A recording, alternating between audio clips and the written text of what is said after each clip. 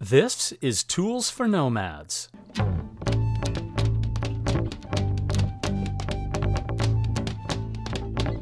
Tools for Nomads is an up-close and insightful look into the lives and habits of passionate and creatively prolific people who embrace and cherish the nomadic lifestyle. Brought to you by Topdrawer.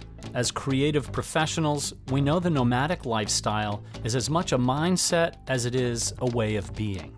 Visit Topdrawershop.com or visit one of their dozen-plus meticulously outfitted shops in San Francisco, Los Angeles, Boston, Berkeley, Chicago, and Tokyo. Topdrawershop.com. I'm Tom Pollard. I've traveled the world in search of adventure. Since 2001, I've been a member of the Explorers Club. I'm a filmmaker, mountaineer, even a sailor.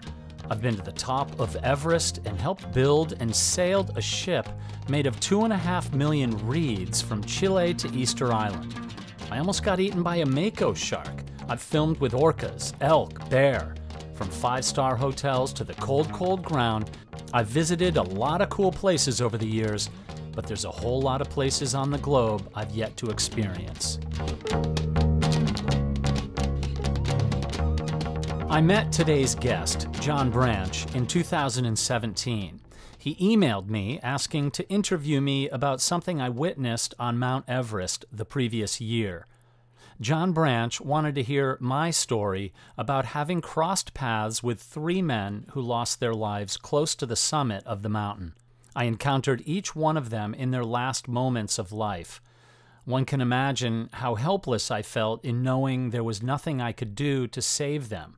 The upper reaches of Everest is an area known as the death zone, where no human can survive for more than a day or two. The death zone can suck the life and energy out of even the world's strongest and most capable athletes. The frozen bodies at Camp 4, at 26,000 feet or 8,000 meters, is proof of that. John is a sports writer for the New York Times.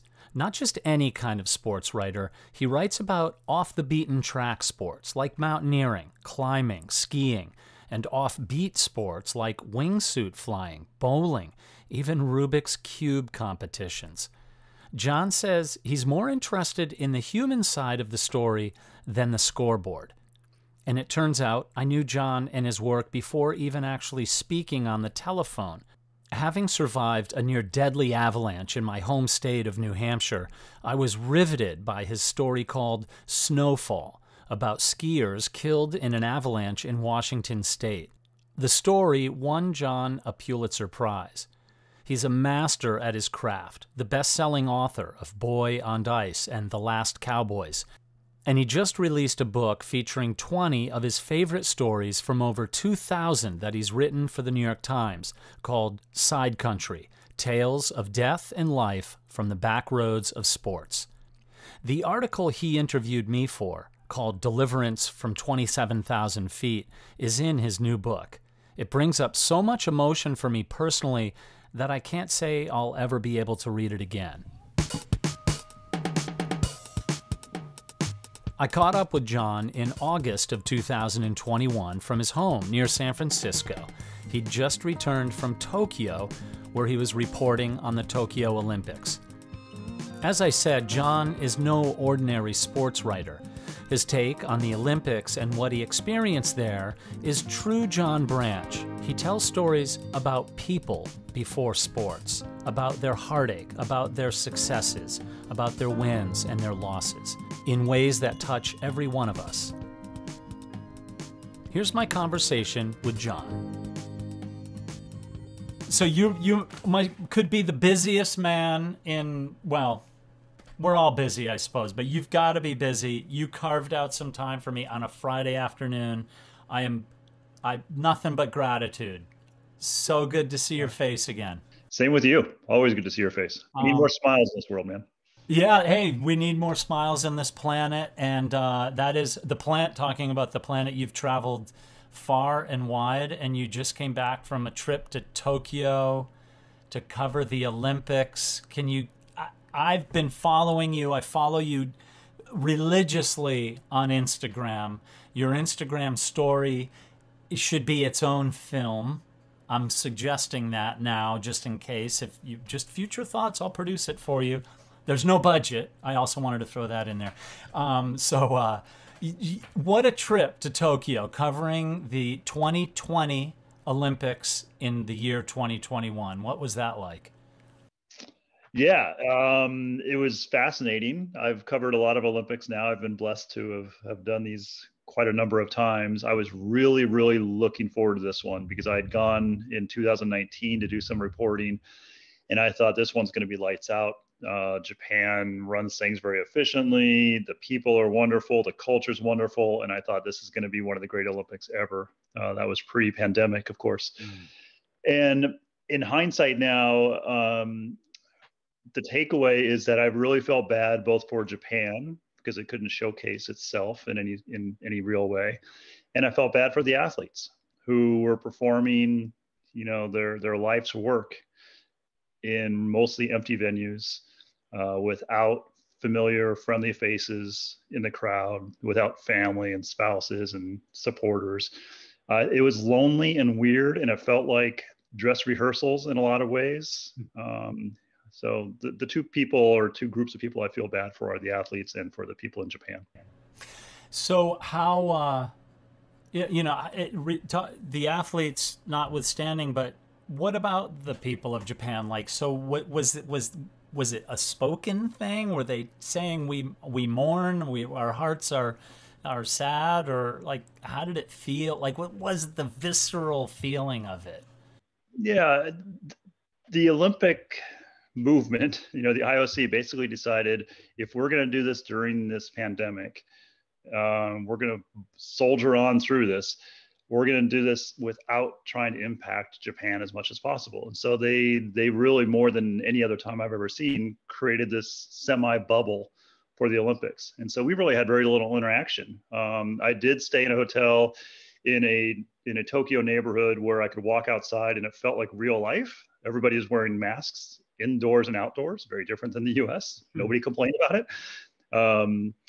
But once I got onto a bus or got over to the Olympic venues, it was just these quiet, empty arenas where the Olympians were and so on. And so those two worlds didn't blend very well. And that was on purpose. I think the people of Japan were nervous about the Olympics. And so to appease that anxiety, the Olympics said, well, look, we're going to try to really shut off our little festival here in a little bubble. And it's just a shame that it had to work that way. But I think most people in Japan, by the time the Olympics started, did not want the Olympics there. There was certainly a high level of anxiety as case numbers were rising and so on. Did not want this influx of tens of thousands of foreigners. Although I think for the most part, we were more likely to have been vaccinated than the people of Japan were. But I don't blame people for being anxious about it. And so I think most Japanese people kind of stayed away from it and just let us kind of do our little festival on the side. And it's just a shame because those two things merged together could have been a lot of fun and really fascinating for a lot of people. Yeah, absolutely. Because the other Olympics that you've covered, I can imagine it's like the people are out wearing their colors, not only the fans and the families from other countries, but from the host country. They're like, look at where we live. Yeah, and it's not just in the venues themselves, which is what you see on NBC, but it's just walking the streets. It's, in Rio, for example, walking down side streets and watching people at little bars and cafes watching this tiny little TV up in the corner when some Brazilian is going for a medal or something. There's just these little serendipitous moments throughout the Olympics away from the venues, which are just wonderful. And none of that really existed. It just felt like two separate worlds that were not coexisting in a meaningful way. John, so what were some of the real feel-good stories, whether athletes or sports stories or just Japan and your experience there? What would you say were some of the highlights for you? I mean, and I know that's a broad question. We could go for hours, but like boom, like something on the top of your head, kind of. Well, it's interesting because I never see the NBC coverage, so I have no idea what you folks saw back here in the U.S. And I was not at track and field, but I think my favorite moment that I did not witness myself was when the two high jumpers basically tied And they Mhm. came to that realization with the official there that, you know what, if you guys just want to stop here, you both get a gold medal. I mean, how cool, how cool is that? The raw emotion of, we'll take this and now we're best friends for life. There's something that you can get drawn into the Olympic spirit with that, right? Yeah. The sports I mostly covered were surfing, climbing, and skateboarding. And all of them had cool little highlights. I think skateboarding was really fun just because the Japanese people or the Japanese skaters did really well. Of the 4 gold medals, 3 of them were won by Japanese skaters. And there's an interesting sort of history with skateboarding in Japan, kind of frowned upon in ways that maybe Americans can kind of appreciate, but certainly I don't think fully understand. I mean, you don't see kids skating on the streets of Japan because it's just frowned upon. The society is very polite. Huh. It's very community oriented. And why would you make noise and bother other people by skating somewhere on a sidewalk? So it's fascinating to me that they seem to have figured out that even with those sort of communal restrictions on a sport like skateboarding, they can still figure out a way to do really, really well in it. That whole cultural thing, the difference, not just with the United States or North America, but the culture of Japan. You're saying everybody is, they all wear masks and don't complain about it. Yeah, Um, yeah, it is interesting. It shows itself in a lot of interesting ways to me. And among them is that everybody's wearing a mask indoors and outdoors. But there's also things like you jump on a subway, and when you get off the subway and everybody's piling into the escalator to go upstairs, everybody gets in a single file line to wait their turn to go up the escalator. When I'm on the subway and I'm dying of thirst, and I look around and I realize nobody else on the subway is holding a water bottle. Nobody's drinking out of a water bottle. Nobody has this giant $100 water bottle in their hand that we all seem to carry around everywhere. Nobody has a big, 32-ounce Starbucks cup. Um, it's just not done. There's no trash that you see anywhere. There's no trash cans on the street, because why would you need trash cans on the street? Why would you be carrying something around with you that's trash that you wouldn't just take home to dispose of? So there's these really interesting cultural things that are just a twist. And when you're there, you think this is all wonderful and feels very dignified and efficient. And certainly Japan has its issues that I think that are below the surface. But as a visitor, you get there and think this is what a dignified future looks like. It all feels very efficient and technologically savvy and smart and just well designed, not messy the way our society is and a lot of other societies are. John, so can you tell the egg salad sandwich story, please? I love what happened, and I love how you told the story. Just share that. That's beautiful. Well, yeah. So, part of our quarantine there, we were under quarantine for 14 days. We were not really supposed to go out and about and mingle with people. So we were given basically a 15-minute window where we were allowed to leave our hotels and go find something to eat. And for most of us, that meant going to the corner 7-Eleven.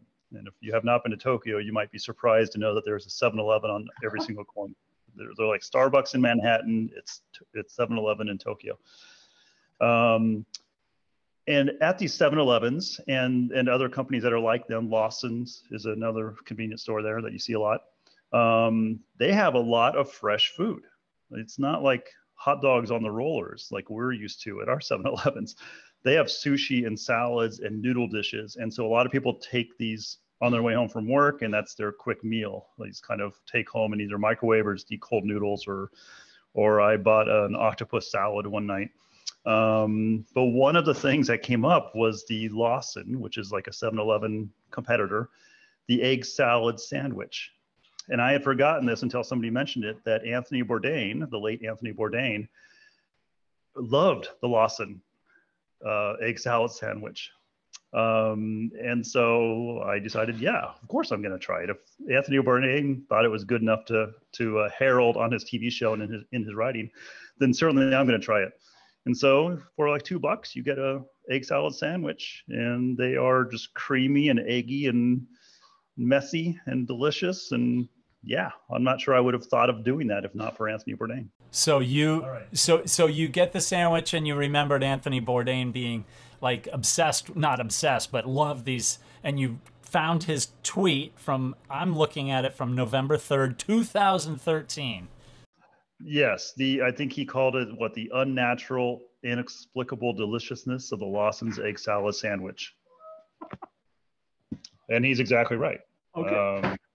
I'm not a huge egg salad fan, but if Anthony Bourdain says go try the egg salad sandwich, I'll try the egg salad sandwich from the convenience store. Right on. When I saw your post on your Instagram story, I saw the close up of the egg salad sandwich in its little package, nice little neat package, and I was like, oh, I'm not a big egg salad sandwich guy. And the second you put the quote about Anthony Bourdain, I'm like, I've got to get to Tokyo, hit a Lawson's, go straight for, I will. I'm gonna. I'm like, it's on my list now. Right. And I'm sort of floored. I do kind of half jokingly wonder if Japanese people come to the US and walk into 7-Eleven and think, where is all the delicious food? And what are these tube things rolling around on these rollers? Because it's a different experience. It's a different 7-Eleven than what we're used to. Yeah, somebody asked me if they have Slurpees there. If they have Slurpees at the 7-Elevens, and somehow a good reporter would know this and would have checked this out, but I don't honestly know if they have Slurpees. I never saw the Slurpee machine at the 7-Eleven. The 64-ounce big gulp. If they did have the big gulps, which I don't think they do, they certainly would not carry them around on the streets, and certainly not in the subway. That's all I know.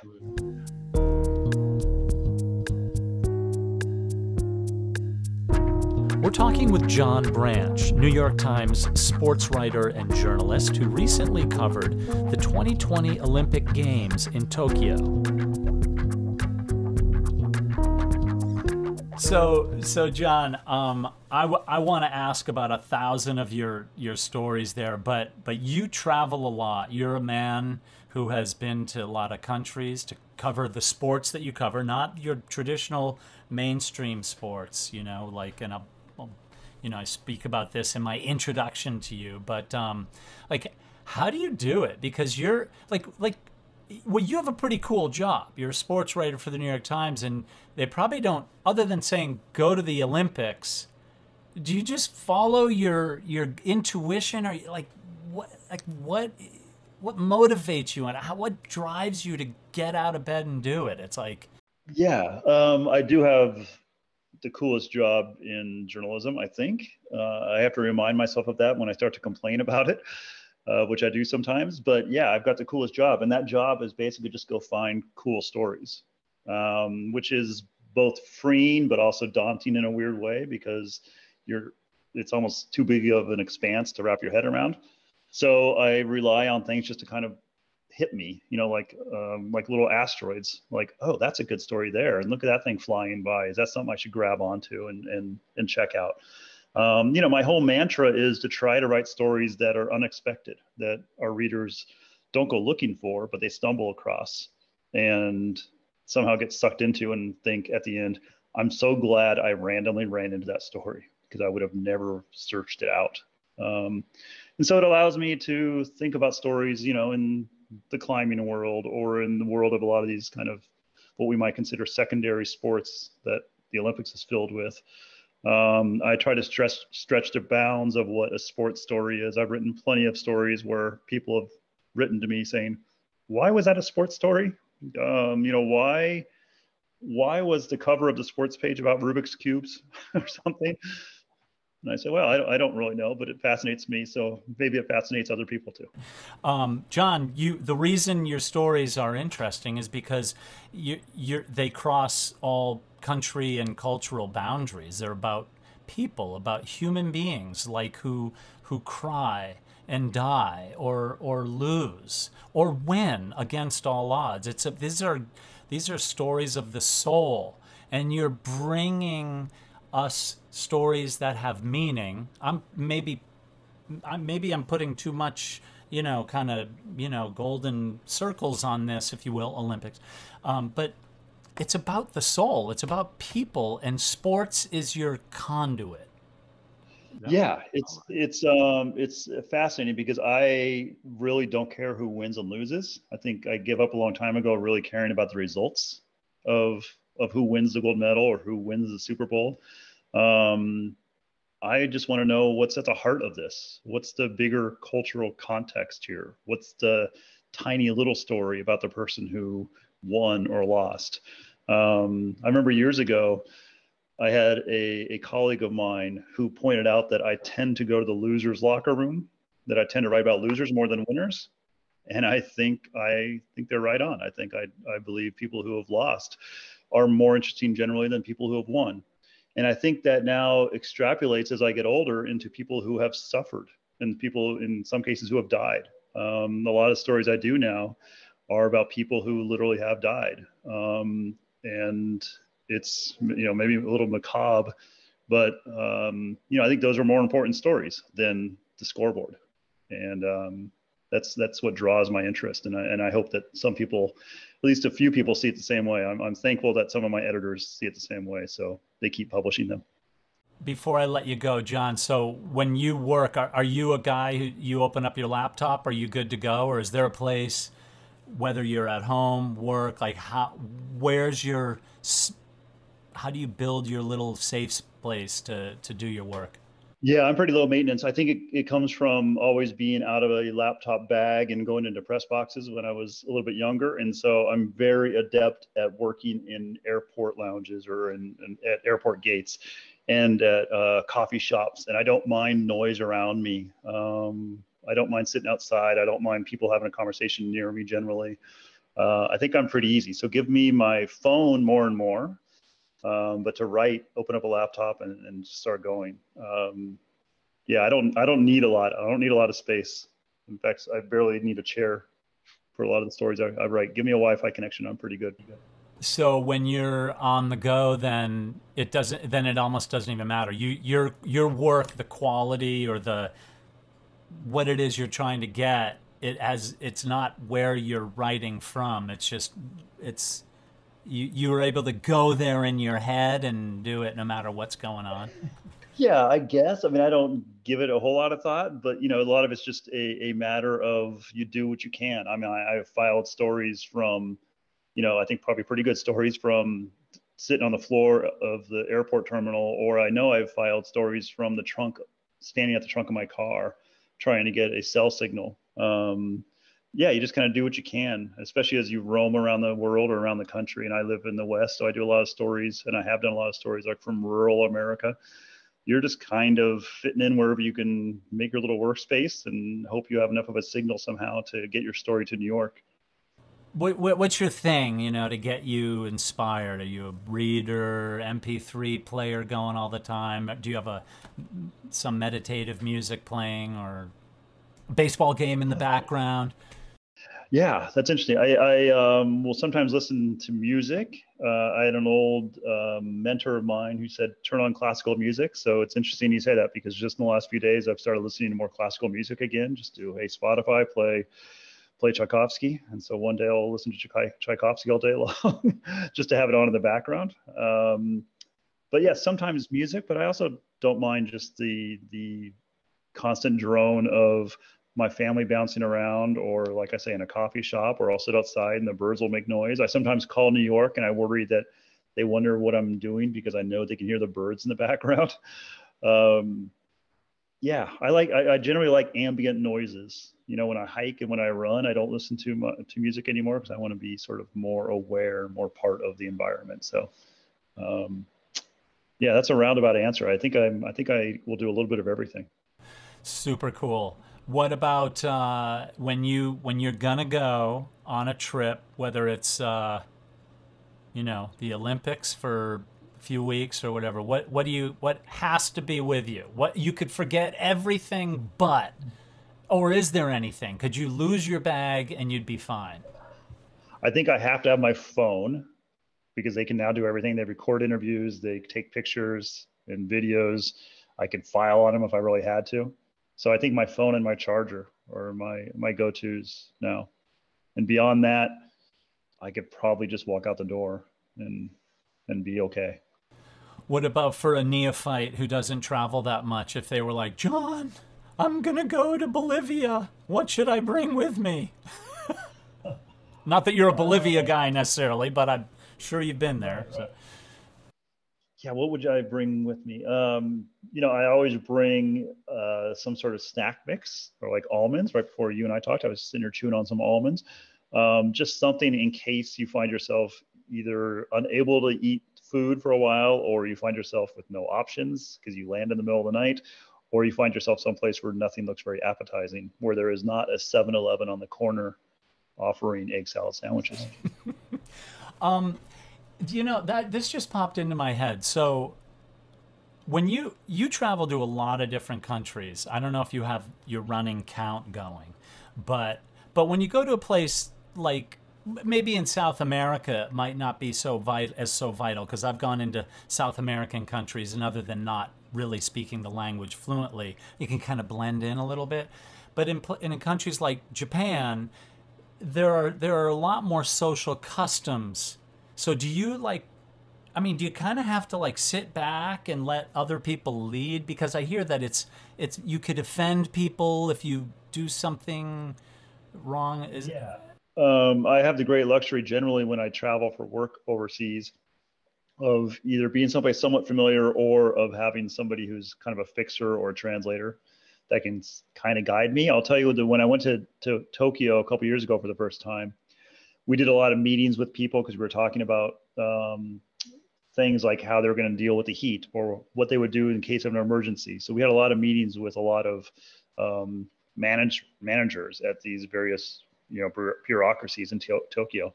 And in about the third day, I ran out of business cards. I hadn't given out a business card in a year, but I had like 10 and I ran out of them in the first day because that's part of the custom is you hand people your business card. And so I collected a bunch and I gave away a bunch and I thought, what am I going to do the next 2 weeks? I have no business cards here.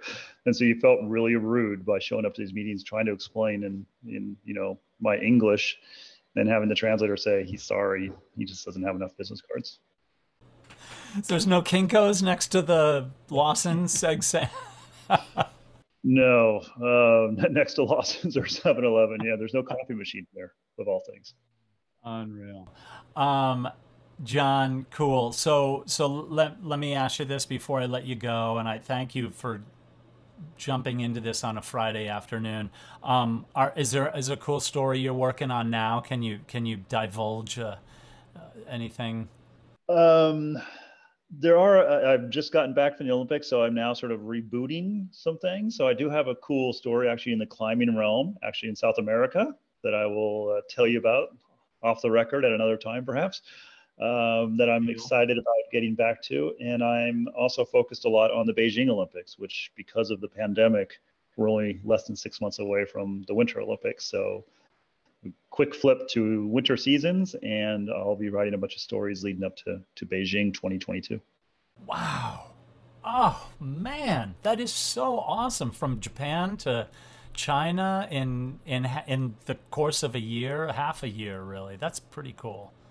Yeah. Nobody's feeling sorry for me, as much as I feel sorry for myself sometimes. Yeah, right. Especially not your wife and kids. Right. Cry me a river. Yeah. Hey, so do you know, by the way, what your running count is for how many countries you've been to? I don't.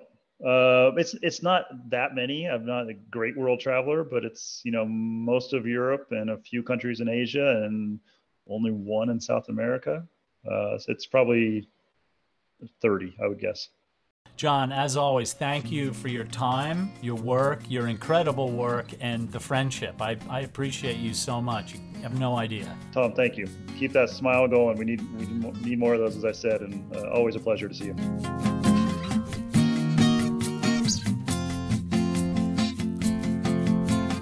John Branch's recent book is called Sidecountry: Tales of Death and Life from the Backroads of Sports. John is on Twitter and Instagram at JohnBranchNYT. And you, of course, can read his works in the New York Times. Thanks for visiting Tools for Nomads, an up-close and insightful look into the lives and habits of passionate and creatively prolific people like John Branch. Tools for Nomads is brought to you by Topdrawer. At Topdrawer, nomadism isn't simply about being on the move, it's about loving and living life where the things we carry directly impact our productivity, our well-being, and even our identity. Topdrawer combines the quality and craftsmanship of our grandparents' generation with the drive for independence, function, and stylish sustainability. It all results in a collection of tools curated from around the world that help you do your best work wherever you are. Visit Topdrawershop.com or visit one of their dozen-plus meticulously outfitted shops in San Francisco, Los Angeles, Boston, Berkeley, Chicago, and Tokyo. Topdrawershop.com. Thanks for visiting. I'm Tom Pollard. I'll see you next time on Tools for Nomads.